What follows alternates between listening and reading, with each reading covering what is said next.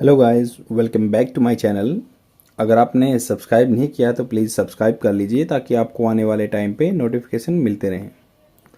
जैसा कि आपको पता है, मैं द हिंदू न्यूज़पेपर से डेली एक वीडियो लेके आता हूं जो कि एग्ज़ाम पर्सपेक्टिव से बेनिफिशियल रहती है। तो स्टार्ट करते हैं बिना डिले के भी। अगर आपको इस न्यूज़पेपर की पीडीएफ चाहिए तो the Hindu in Telegram channel पर प्रोवाइड करा दी जाएगी। यहाँ पर आपको बहुत सारे न्यूज़पेपर की पीडीएफ फ्री में मिल जाती है। स्टार्ट करते हैं। The wrong way to fight inequality. गलत तरीका इनइक्वालिटी से फाइट करने के लिए, लड़ाई करने के लिए या उसको ख़त्म करने के लिए। स्पोकन इंग्लिश के लिए वीडियो बेनिफिशियल रहेगा अगर आप इंग्लिश सीखना चाहते हैं through the newspaper reading, and this is the most effective way to learn English because I have implemented such type of strategy on myself and I got immense result। मुझे बहुत अच्छे result मिले हैं। And start करते हैं। क्या बात कर रहे हैं इस आर्टिकल में, इसको मैंने सिंप्लीफाई फॉर्म करके लिख दिया है। मेंस आंसर राइटिंग में आपको डायरेक्ट हेल्प मिलेगी अगर एग्जाम पर्सपेक्टिव से वोकेबलरी वर्ड सीखना चाहते हैं, एसएससी का एग्ज़ाम दे रहे हैं या स्टेट पीसीएस का दे रहे हैं, तो डिफेंस का एग्ज़ाम दे रहे हैं, तो आपको यहाँ पे बहुत सारे वोकेबलरी वर्ड्स मिल जाएंगे। मैं वर्ड टू वर्ड हिंदी में एक्सप्लेन करूँगा इस चीज़ को। तो इंट्रोडक्शन करते हैं। आर्टिकल में क्या डिस्कस है? Introduction. The issue of economic equality has been a topic. देखो ये हैज़ बीन, ये देखो हैज़ बीन क्या होता है? वर्ब की हेल्पिंग वर्ब के रूप में भी यूज़ होता है। मदद करने वाली वर्ब हेल्पिंग वर्ब बोलते हैं, बट यहाँ पे मेन वर्ब की तरह यूज़ हुआ। हैज़ बीन, बी की थर्ड फॉर्म आई है यहाँ पे बीन। बी का मतलब होता है होना या रहना। तो ये रहा है, इनइक्वालिटी क्या रहा है? एक टॉपिक रहा है, कंसर्न, चिंता का in India for many years. For many years. देखो यहाँ पे फॉर और सिंस का मैं कंसेप्ट समझा देता हूँ। सिंस आएगा जब डेट दे दें 2010 से। फोर आता है जब जैसे 4 ईयर दे दें तो वहाँ पे 4 आएगा, या मतलब कोई पता नहीं कौन से 4 साल हैं तो वहाँ पे 4 आता है। Recently French economist Thomas Piketty, तो फ्रेंच के जो एक इकोनॉमिस्ट हैं, इकोनॉमिस्ट क्या होते हैं? अर्थशास्त्री, थॉमस पिकेटी एंड हिज को ऑथर पब्लिश्ड ए रिपोर्ट। उन्होंने रिपोर्ट पब्लिश की on income and wealth inequality in India. तो इन्होंने, फ्रांस के एक आदमी है, उन्होंने वेल्थ इनइक्वालिटी के बारे में बात की है इंडिया के कंटेक्स्ट में। Which highlight the alarming level of inequality in country. ये हाईलाइट करता है, अलार्मिंग मतलब क्वेश्चन देने वाला, चेतावनी देने वाला लेवल चला हुआ, स्तर चला हुआ है इनइक्वालिटी का in country. According to the report, top 1% of the Indian population, 1% जो आदमी है इंडिया का, 144 करोड़ आदमी हम यहाँ पे, 144 करोड़ है, वर्ल्ड के नंबर 1 है पॉपुलेशन के कंटेक्स्ट में। तो यहाँ पे कह रहे हैं जो हमारा 1% आदमी है, ओन्स मतलब उसको हकदार है, वो उसको उसका चीज़ है, वो क्या है? 40% ऑफ द वेल्थ। देश में जितनी पूंजी है ना उसकी 40% पूंजी उनके पास है। Even some economist are also saying that 60% जो 1% आदमी है उसके पास, जो जैसे ये बोलते हैं कि एक डाटा ये भी कह सकते हैं 10% जो आदमी है वो 60% पूंजी लेके बैठा है इंडिया में, वेल्थ। तो या फिर ये कह सकते हैं 1% आदमी जो है 40% लेके बैठा है। अर्न्स, ये कमाता है, जो अर्निंग होती है उसका 22%, जो टोटल इंडिया की इनकम है उसका 22% 1% आदमी लेके बैठा है। ऊपर का 1% आदमी, 144 का 1% निकाल लेना कितना होता है।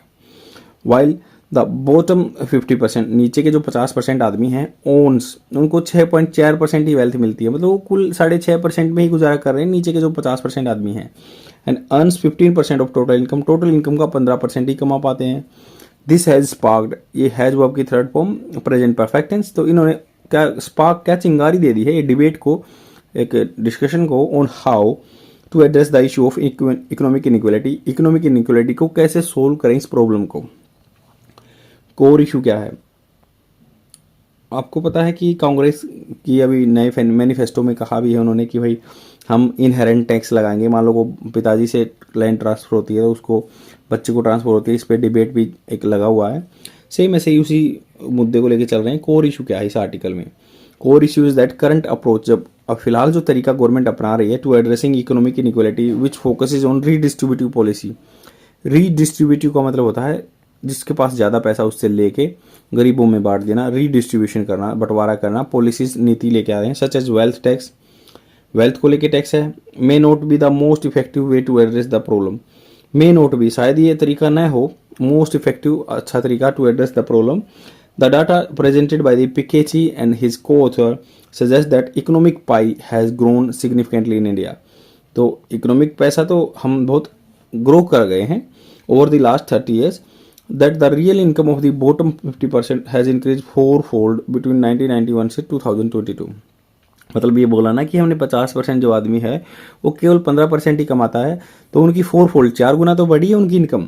पहले बिल्कुल कम कमाते थे 1991 से लेकर 2022 तक। डिस्पाइट इसके बावजूद their share of total national income dropping to from 23% to 15%। मतलब पहले शेयर ऑफ नेशनल इनकम, मतलब उनकी नेशनल इनकम हमने जो 15% बताई है वो पहले 23% थी, वो कम हो गई, नेशनल इनकम कम हो गई, बट उनके पास पूंजी ज़्यादा हो गई है। पूंजी जो हमने बताई थी कि भाई जो नीचे का 50% आदमी है 6.4 लेगा, पहले उनकी और कम थी उनके पास पूंजी, मतलब जो जमा पूंजी होती है वो थी। और तो इनकी जमा पूंजी तो बढ़ गई है, बट ये 6.5% हो गई है जो 50% नीचे का आदमी है। बट उनकी नेशनल इनकम घट गई है, पहले 23% होती थी, मतलब जितना कमाई होती है उसका 23% होती है, अब 15% हो गई है।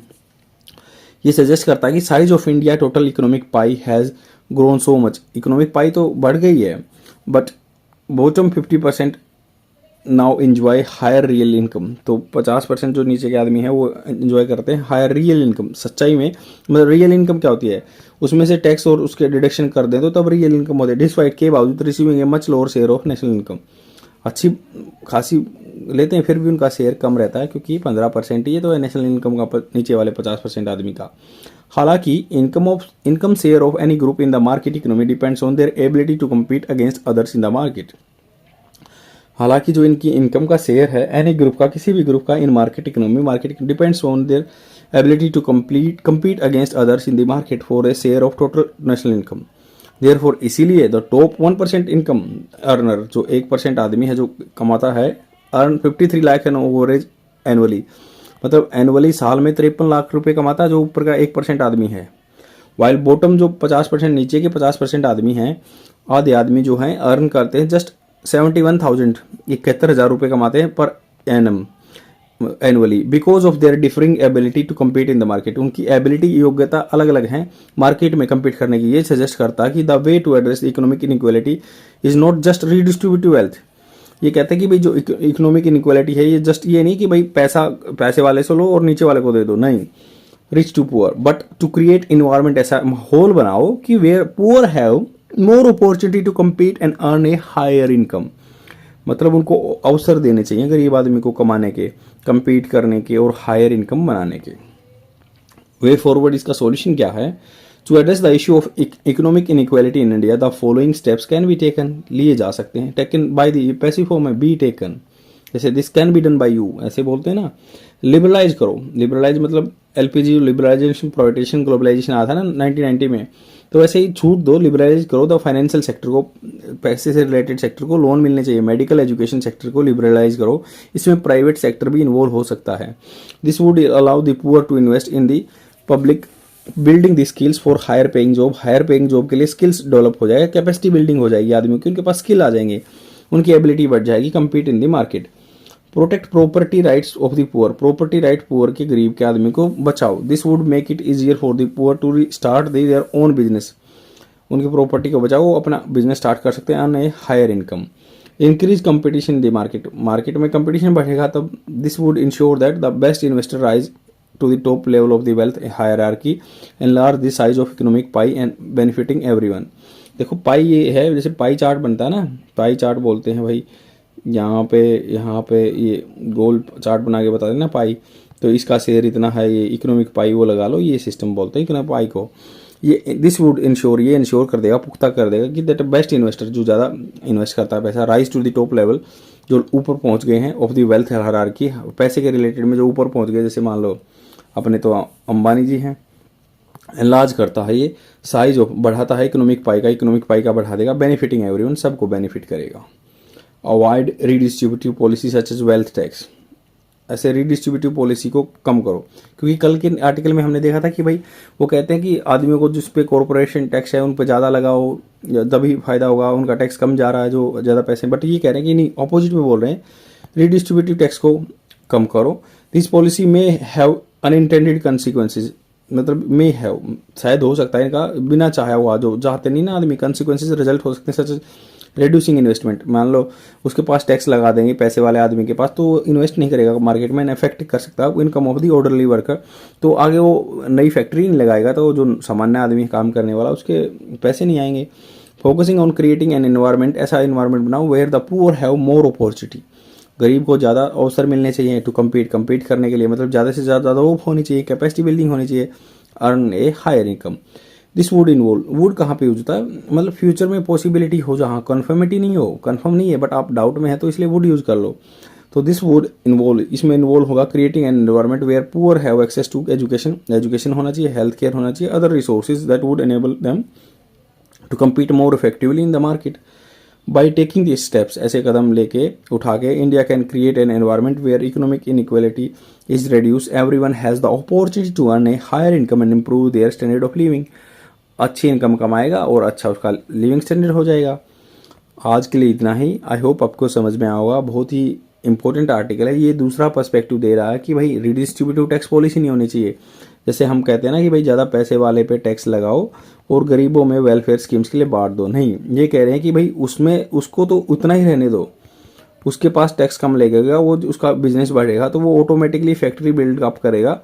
फैक्ट्री बिल्डअप करने से नए वर्कर को, छोटे वर्कर को काम मिलेगा और उसका आगे कैपेसिटी बिल्डिंग होगी। हाँ, एजुकेशन हेल्थ पे हमें पैसा लगाना है तो उसके लिए हम टैक्स लगा रहे हैं जो that is enough for the, वो जो फंड के लिए। और गरीब आदमी की कैपेसिटी बिल्डिंग करो, उसको मोर अपॉर्चुनिटी दो कम्पीट करने के लिए मार्केट में, ताकि उनकी जो बार्गेनिंग पावर है बढ़ सके। आई होप आपको अच्छे से समझने में आसानी रही होगी। शेयर कर दीजिए और कमेंट सेक्शन में डालिए कहाँ कौन सी चीज़ अच्छी लग रही है, कौन सी चीज़ खराब लग रही है, कहाँ मुझे इंप्रूवमेंट करने की ज़रूरत है, ताकि आपको मैक्सिमम बेनिफिट मिल सके। आज के लिए इतना ही, बाय।